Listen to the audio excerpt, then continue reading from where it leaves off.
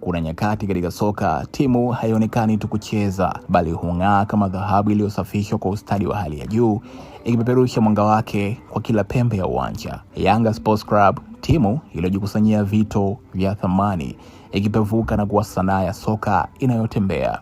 Wenyewe wanajipiga vifua mbele na kujiita wananchi, hasa wakikumbuka wameshinda mechi 6 mfululizo dhidi ya Simba Sports Club. Kariakoo Derby ya Machi moja inakuja na upepo mpya, upepo wenye harufu ya ushindani uliokomaa na ubora uliokolea.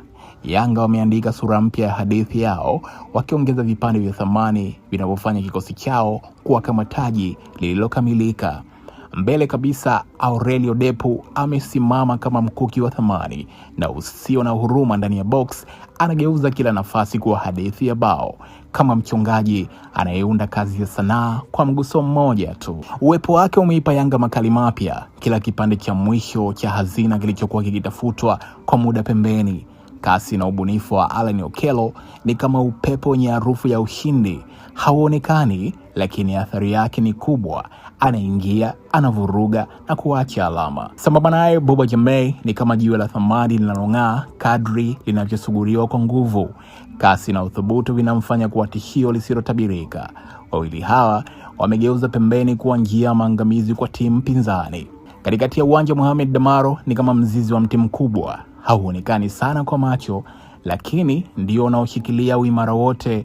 Anakata mipira kwa utulivu, anapanga mchezo kwa hekima na kuifanya timu icheze kwa mpangilio wa hali ya juu. Na unapochanganya na ubora uliokuwepo tayari, Pacome akiwa kama msanii wa mwisho wa uchoraji wa mashambulizi, Max Nzengeli kama injini isiyochoka, na Prince Dube kama mshale unaotafuta shabaha, unapata timu iliyojaa uzuri wa kipekee.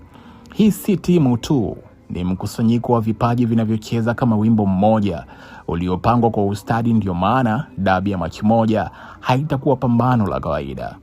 Itakuwa ni vita ya ubora, onyesho la thamani na maonesho ya sanaa ya soka.